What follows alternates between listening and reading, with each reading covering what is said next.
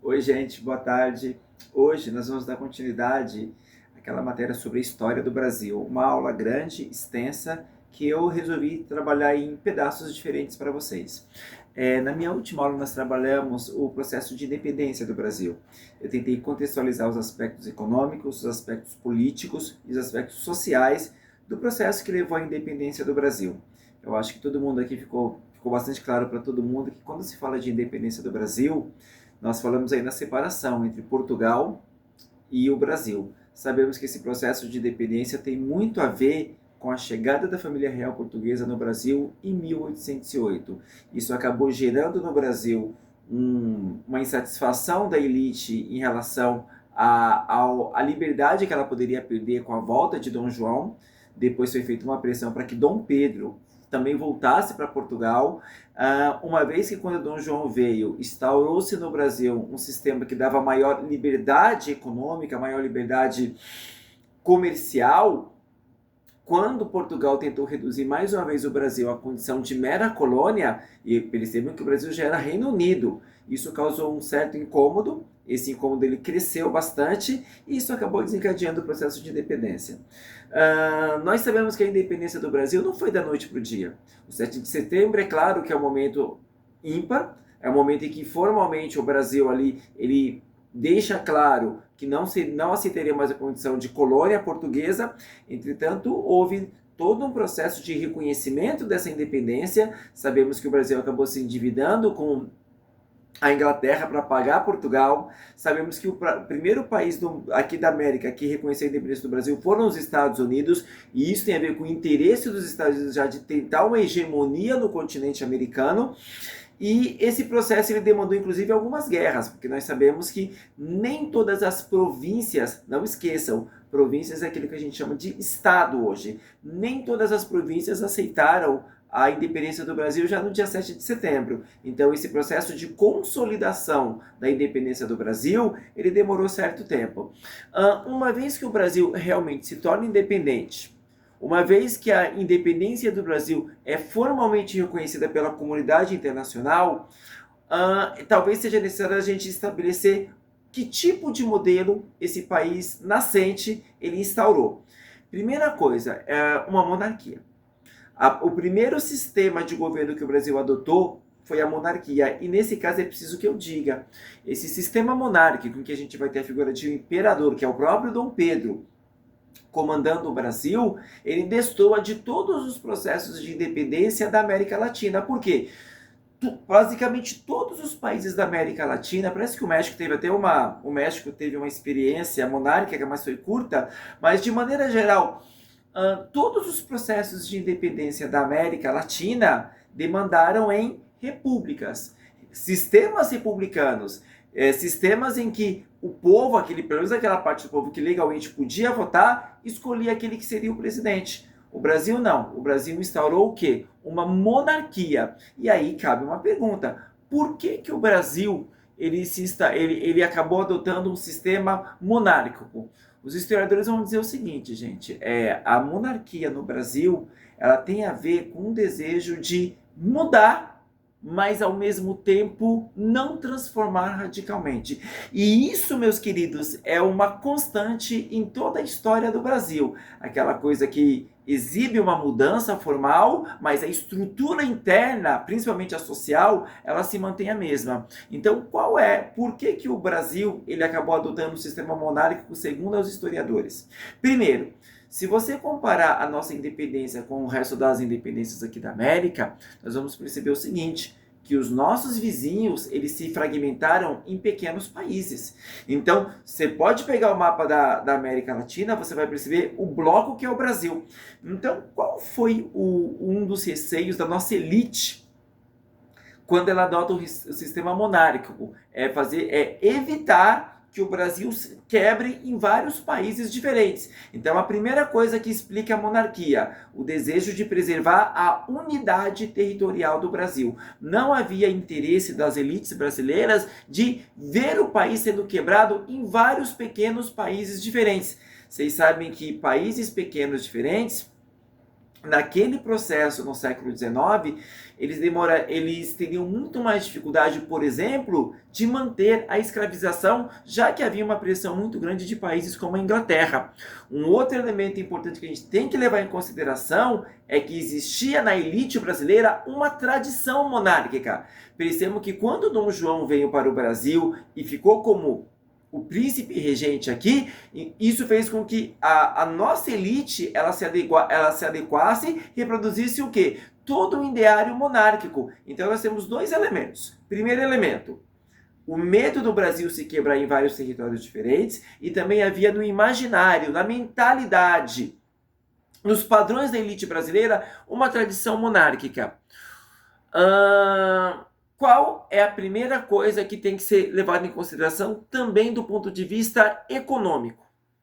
O Brasil ele não vai ser, enquanto país independente, um país que vai procurar se industrializar. Percebam que nesse momento, 1822, a Europa, a Inglaterra já se caminha para um país industrializado.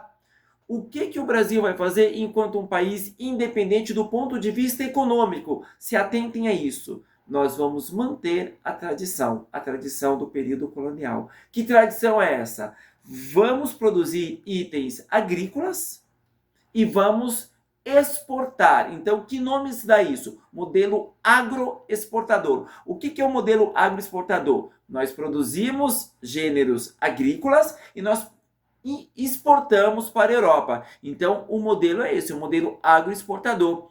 Em relação à sociedade, a sociedade também ela vai ter um aspecto de conservadorismo. Por quê? A elite fez a independência, a elite vai pautar as políticas desse país, esse novo país independente, a gente vai falar sobre a Constituição daqui a pouco, mas a estrutura social do Brasil se mantém a mesma, sobretudo um aspecto, a escravização. Percebam vocês, a nossa independência foi no ano de 1822. O processo que levou à abolição da escravidão no Brasil, ele aconteceu em 1888. A Lei Áurea, que extinguiu a escravização do Brasil, foi em 1888. Percebam que a gente está falando aí de décadas depois. Então é preciso que eu diga para vocês, quando vocês verem assim, olha, vamos comemorar a independência do Brasil. No 7 de setembro sempre tem isso, né? Vamos comemorar a independência do Brasil, a liberdade do Brasil, porque o 7 de setembro significa o momento em que o Brasil se tornou um país livre. Pessoas que têm a cor dessa pele não tem que comemorar. Porque os meus ancestrais, na noite do dia 7 de setembro, estavam em senzalas. E durante mais 60 anos, praticamente, eles se mantiveram em senzalas. Ou seja, a independência do Brasil, ela não acabou com a escravização. Mais do que isso, ela não mudou a estrutura elitista do Brasil. Então, quem é que vai comandar esse novo país independente, essa monarquia? Ainda é os grandes proprietários de terra, os grandes donos, senhores de escravizados. Não esqueçam que a estrutura patriarcal, ou seja, aquela história de que o homem manda, o senhor manda, ela continua praticamente intocável no Brasil. Então, repito, nós tivemos uma mudança institucional, nasce um país chamado Brasil, entretanto, é um país que ainda vai manter a sua estrutura desigual e que vai condenar a maioria da população à pobreza. Meus amigos, quando o Brasil se torna independente, percebam que ele precisa agora criar suas próprias leis. Qual é o conjunto de leis que regem o país? Vocês sabem disso. Uma Constituição. Então, o que era necessário para que esse país independente ele começasse a dar os primeiros passos de forma autônoma, pelo menos do ponto de vista político? Que ele tivesse uma Constituição.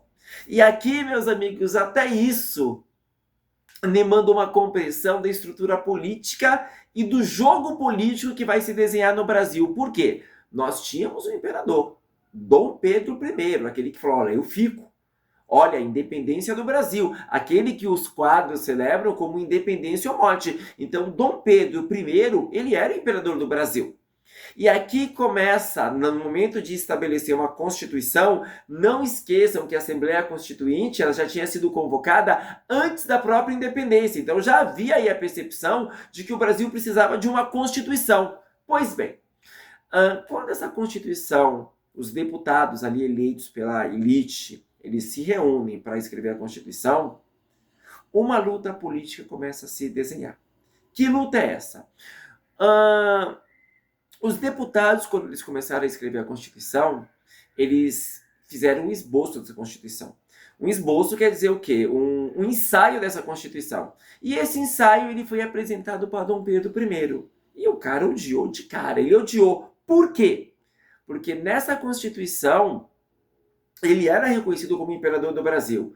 Entretanto, cada província do Brasil, nesse projeto, ela tinha poder, ela tinha certa autonomia. Em outras palavras, o poder do imperador não era tão forte assim. Por quê? Embora ele tenha aí a atribuição de ser o imperador do Brasil, cada província do Brasil teria mais autonomia. Em outras palavras, o poder dele seria o quê? Descentralizado, um pouco espalhado. E isso desagradou totalmente Dom Pedro I. Dom Pedro I ainda tinha aquela concepção de que uma monarquia tinha que ser absolutista, não descentralizada, mas o poder centralizado na sua mão. Então, quando Dom Pedro ele teve acesso a esse esboço, ele não gostou. Ele não gostou.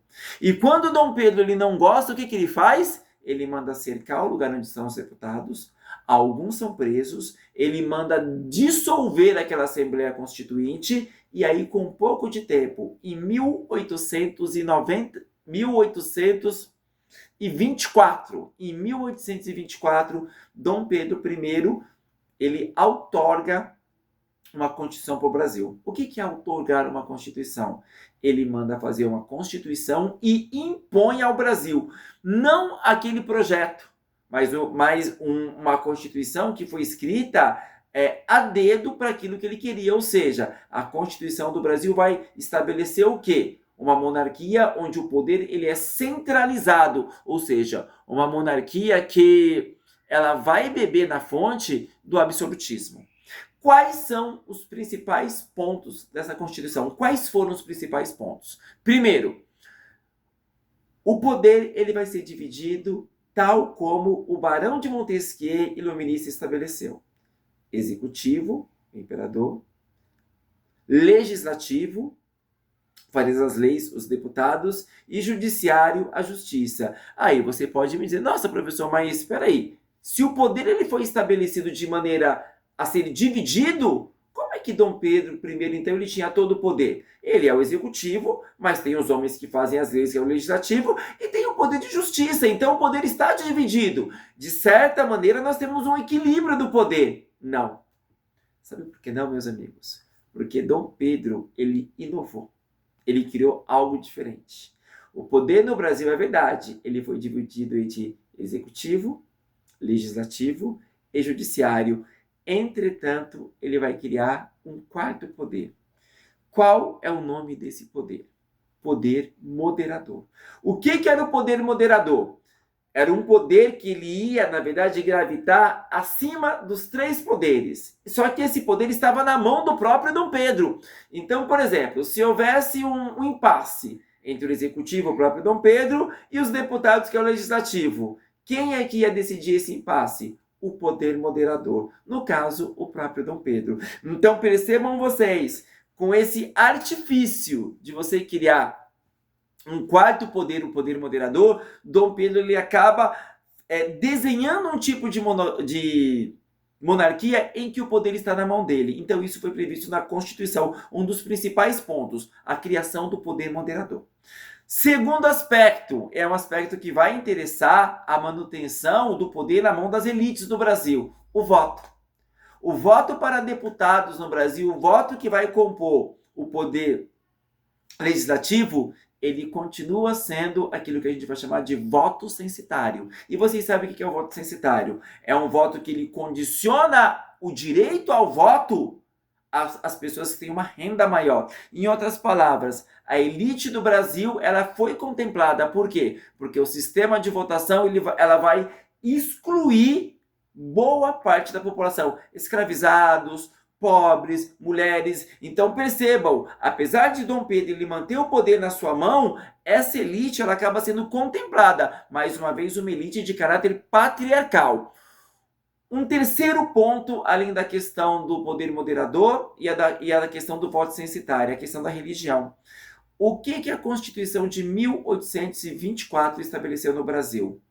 Que a religião oficial do Brasil seria o catolicismo.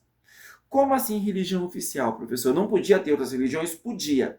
Só que essas religiões que não são a católica, elas tinham que ter um aspecto privado. Você podia ter uma outra religião na sua casa, na sua lida doméstica, mas aquela religião que pode ter templos públicos, aquela religião que tem um caráter público, era a religião católica. Não preciso dizer para vocês que as religiões de matriz africana eram totalmente mal vistas nesse tempo, tá?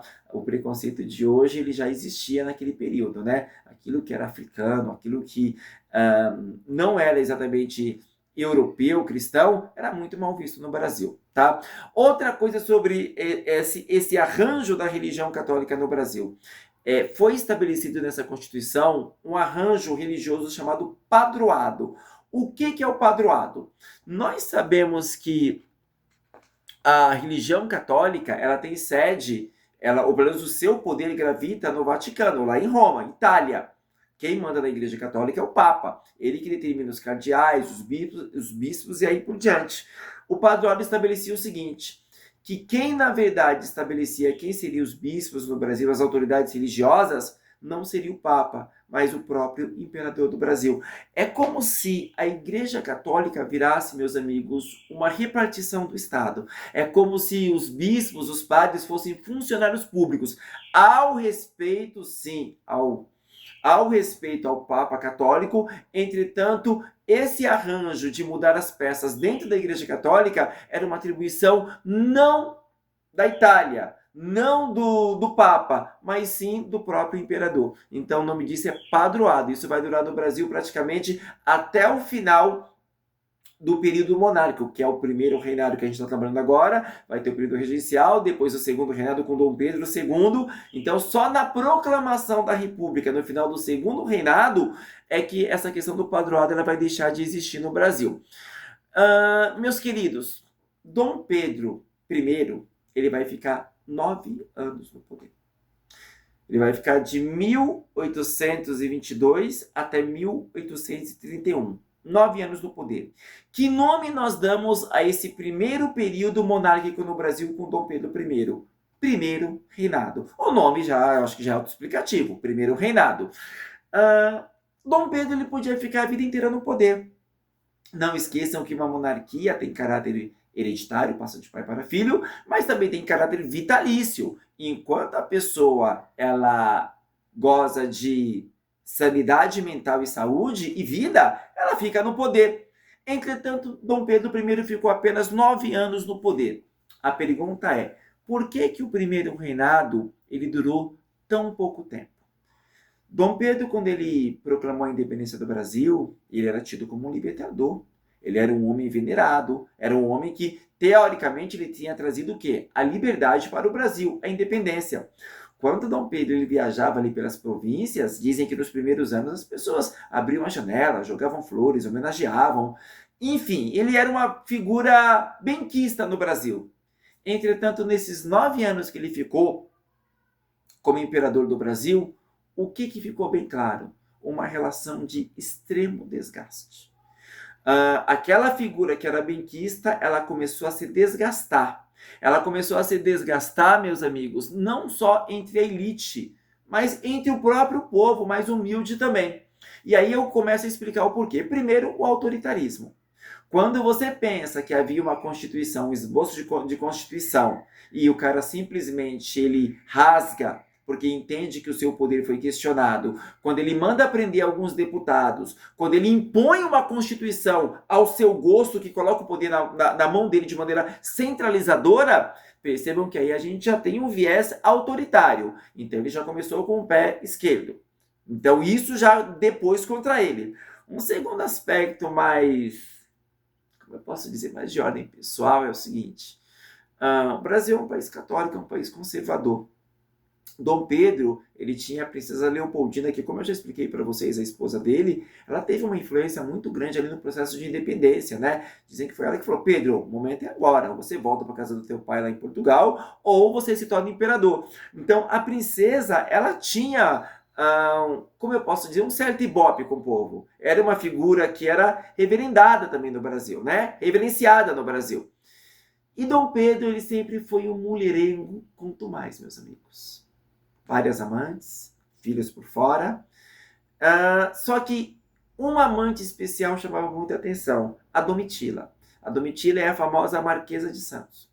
O Dom Pedro, ele não se conteve apenas em ter um caso por fora. Dizem que esse homem se apaixonou tanto por essa mulher, eu li a biografia dela, ele se apaixonou tanto por ela, que ele trouxe a Domitila para dentro da corte, para a vergonha da princesa Leopoldina, e ele começou a viver uma vida muito próxima dela, uma vida pública com ela, ou seja, esse caso extraconjugal, essa vergonha para a princesa Leopoldina, não foi uma coisa feita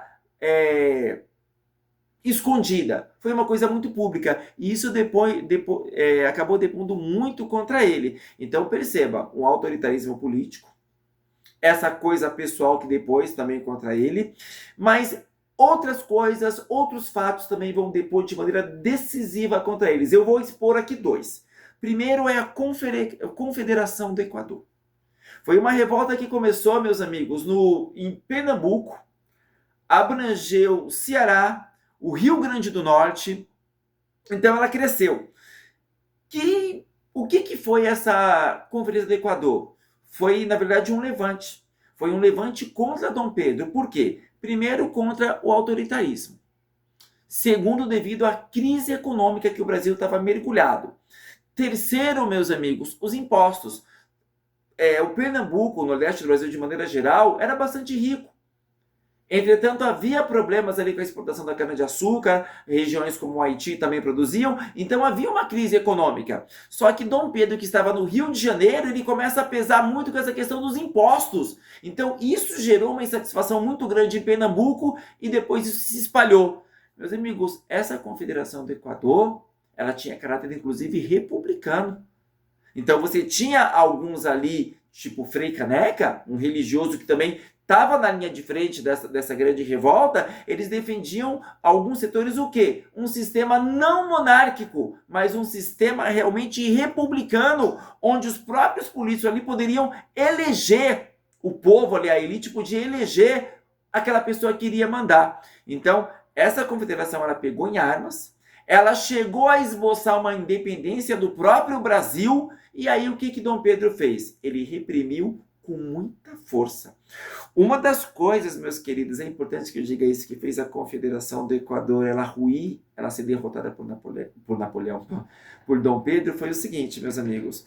Entre os revoltosos, você tinha pessoas da elite, que eram contra Dom Pedro, mas você também tinha pessoas do povo, e pessoas que defendiam, inclusive, o fim da escravização. Ora, meus amigos, por mais que essa elite fosse contra Dom Pedro, quando alguém ali do povo decidiu ali, olha, vamos também lutar aí contra a escravização, foi o momento em que a elite tirou o pé. Foi o momento em que a elite falou, não, essa revolta está muito radical, essa revolta já atinge nossos interesses, então é melhor a gente tirar o time de campo. Isso acabou causando uma ruptura na liderança da Confederação do Equador, e aí Dom Pedro, com muita força, ele chegou simplesmente com muito autoritarismo, com muita violência, ele conseguiu debelar a Confederação do Equador. Então, só que a violência desproporcional, o autoritarismo que ele usou, também depôs contra a autoridade dele. Então, perceba que Dom Pedro, ele começa a ladeira abaixo. Aquele cara que era benquisto, era venerado, era celebrado, com todo esse conjunto aí de situações, ele acaba entrando num processo de desgaste.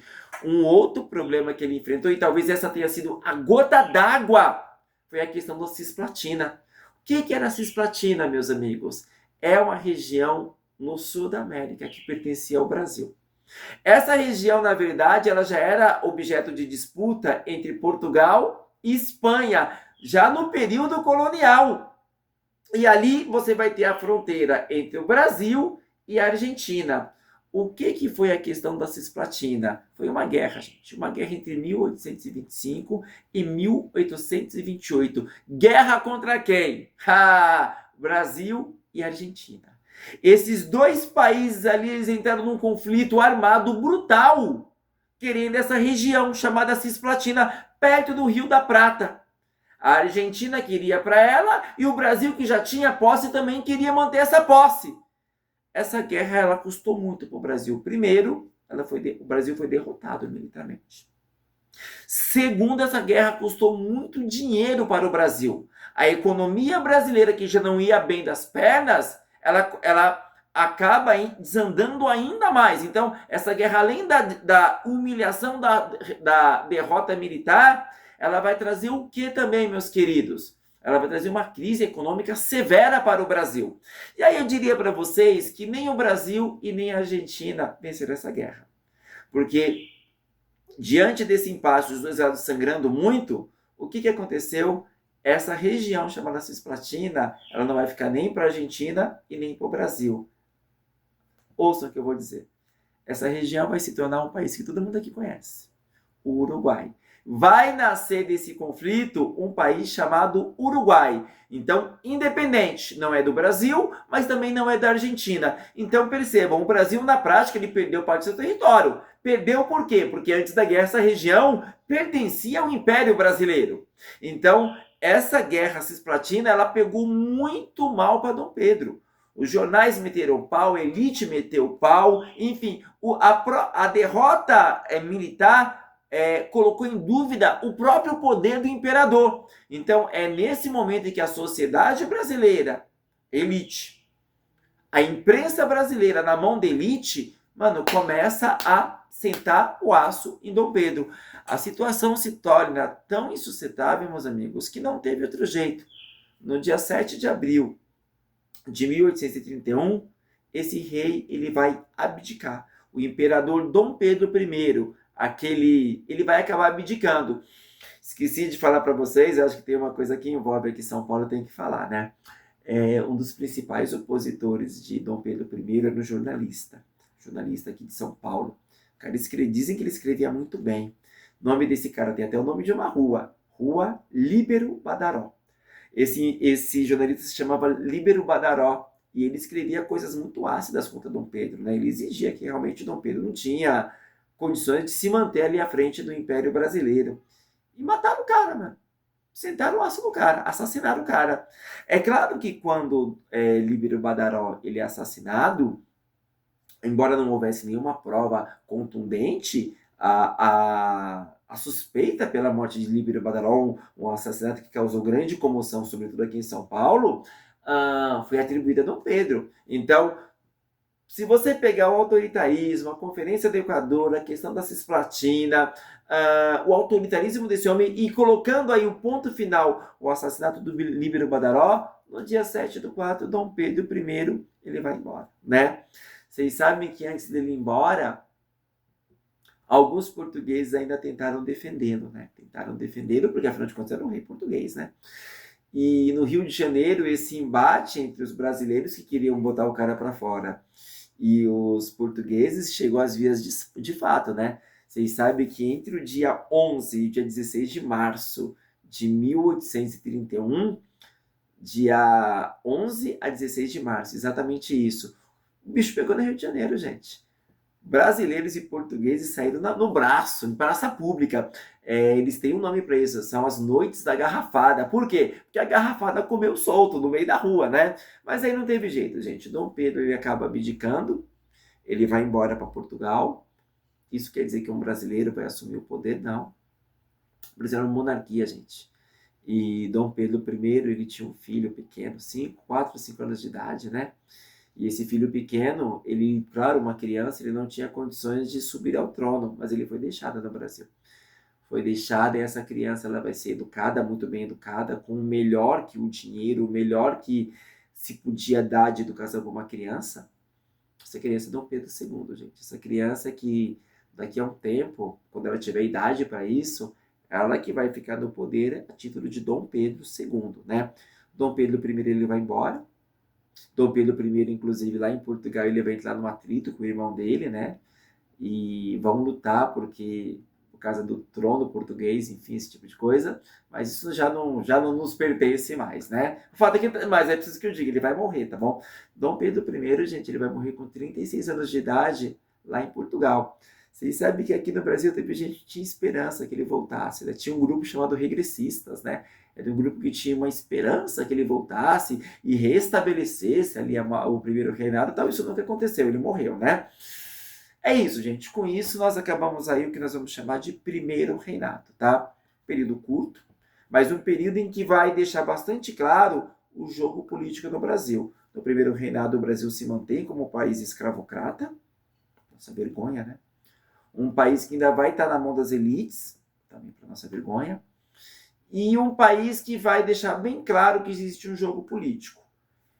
O imperador, enquanto aquele que detém o poder, e as províncias do Brasil. No nosso próximo período que eu vou gravar a aula para vocês é o período regencial. E o período regencial ele é marcado muito por esse conflito entre um governo central e as várias províncias do Brasil que tinham interesse em ter certa autonomia, tá? Esse vai ser o nosso próximo tema, que vai ser o período regencial. Eu ainda vou gravar uma aula sobre o período regencial e também uma aula sobre o segundo reinado. Gente, muito obrigado. Obrigado pela atenção, tá bom? Valeu.